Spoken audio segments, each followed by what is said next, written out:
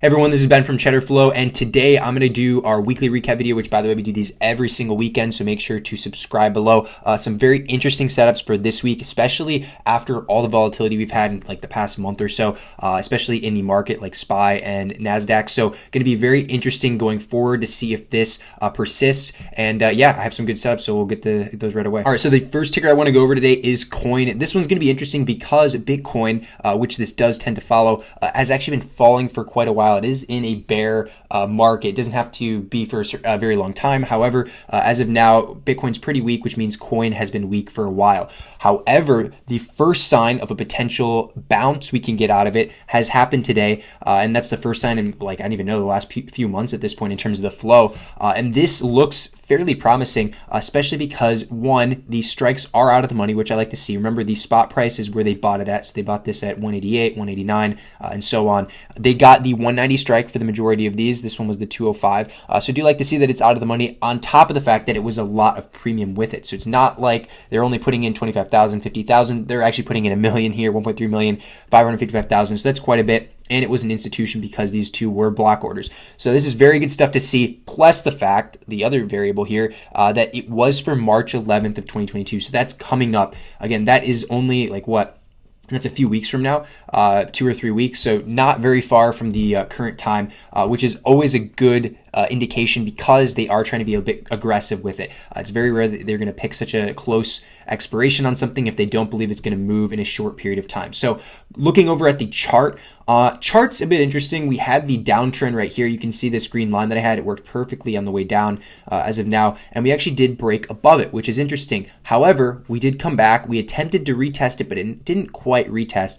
So now we fell a little bit further and it still hasn't quite retested it yet, which is kind of why I'm apprehensive about this play. However, I do really like the daily candle that we have here. The fact that it is all the way up, it got picked all the way up by the end of the day, is a pretty bullish sign and typically means it's going to be followed by a green day. It doesn't have to. Again, market is always probability. However, I do like this setup, and this is probably what these institutions were looking at, especially because they got it near the end of the day. They got this at 3:36 Eastern, 3:35 Eastern, and all of that. So they are looking for probably Bitcoin to have some form, not even a rally, or just going up over the weekend is what they're probably looking for, and then a potential gap up into Monday.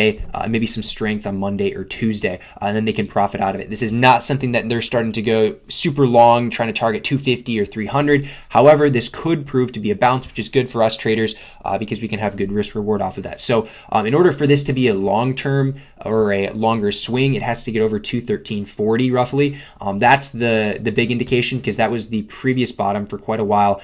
Now, the fact that we actually fell below and retested it and got rejected is actually bearish long-term until this gets reclaimed, but we can play the difference to trade it, kind of like what I shared with Facebook like 2 weeks ago. So this one definitely a setup that you have to keep on your watch list. The next ticker I want to go over is CRM, so Salesforce. This order here, first of all, is very, very odd. It is rare that you see over 1 million in premium for something like CRM. It has happened in the past, however, not to the extent of a $4 million singular order for an out-of-the-money call. So this is interesting that we are getting in print like this, especially because it's within a month in terms of expiration. So this one is for March 18th, 2022. So I really like to see this. Volume to OI is solid as well. This shows us that it is a opening order because the volume is over the open interest. Well, the probability is highly likely that it is. We never can play in absolutes in the market, but this was an opening order most likely, and it's for that 200 strike. So I like to see this. I like to see that there's other orders, maybe even mini ones, that are supplementing it also within a short time horizon. Another key aspect here for traders, 205 and 207.5, both far out of the money in terms of the current price of it. So I want to look at the chart here. And basically, kind of when I was laying this out before the video, I looked at the chart and immediately, just from looking at this, it looks like absolute garbage. We had a cup and handle, which actually back in October, I called out the cup and handle breakout on the weekly recap video, and this one actually was an amazing play. We got that huge run up and profited out. I think it was like 310 or something, and it did end up going up to that level and bounced off and actually sold off very hard. Did not catch the bottom end of this, but that's fine. We got the profits on the way up. However, the fact that it broke down out of the cup and handle this aggressively is pretty bearish in terms of medium term and long term. However, we did just test on Friday a key support level, which is 195.90. And this goes all the way back to this pivot point over here. So this is a crucial demand level and zone for this stock, and it bounced right off of it.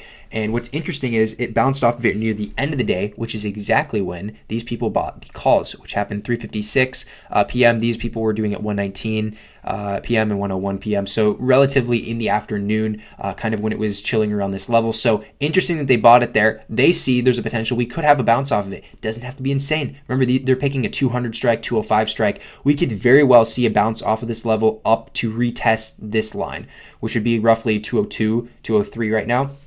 So this is kind of a similar format to coin. Coin is or seems bearish medium to long term as of now, and CRM is the same. However, you could play the bounces off of it. You just have to have good risk reward at the end of the day because there is downward pressure. So this one is going to be one that is interesting to look for this week. It doesn't look as good as coin just because of how the daily closed. However, this could be a good one to pick up if it does dip below. You can mark support and resistances from the previous levels over here, like 192.58 is a good level. This one here, 194.23 is another good level to potentially add. So you can add periodically throughout here and maybe add the similar contracts to what the whales bought. And remember, there's not much risk in terms of time here because they are picking within the month expiration, so the contracts are going to be a bit cheaper.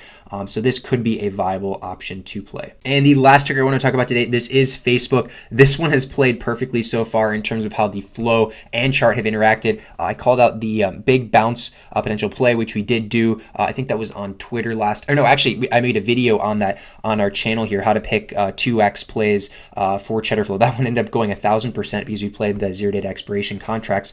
We played a really good bounce on it, and then I predicted that we'd have actually further downside to 208 on the stock price, which actually just came to fruition on Thursday of this past week, and now it actually looks pretty bearish going forward as well. So it actually hit the 208 level that I predicted it would end up going to, while everyone was saying, oh, buy the dip here. Such a good long-term potential because it fell down so hard. I drowned that out. I saw the potential that we had a lot of downward force and volume going down, tons of downward pressure, and I could see 208 happening. Now that 208 has been satisfied, we have to kind of look and see where the next levels this thing could fall because it looks like junk right now.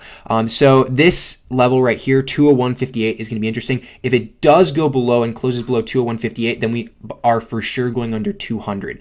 This is from my experience, stocks tend to want to bounce prematurely to round whole numbers. So for example, 200 is a very round number that people would like to buy at. However, they like to bounce around the 201 to 202 range in terms of how close they are in comparison. So if it actually touches 200, it's most likely going to go under 200 first and then potentially get picked back up over it. So 201.58 is actually a pretty good level to potentially take a trade off of. Again, by no means am I going long term on this thing. If you're picking leaps, you're going to get wrecked even with data decay because this thing is going to be falling down and chopping within a range for a very long time. So you have to be careful with that. But what I am looking in terms of flow is I want to see these short-term kind of moves on the in terms of the flow. I want to see what are people doing for short-term expirations, and are they going to be relatively close to the money, far out of the money, and how much premium along with it. Kind of like my strategy with other ones. However, this one, it's pretty crucial to see because a lot of the people are going to be trading the range for now. This thing isn't going anywhere in terms of medium term right now or within the next year.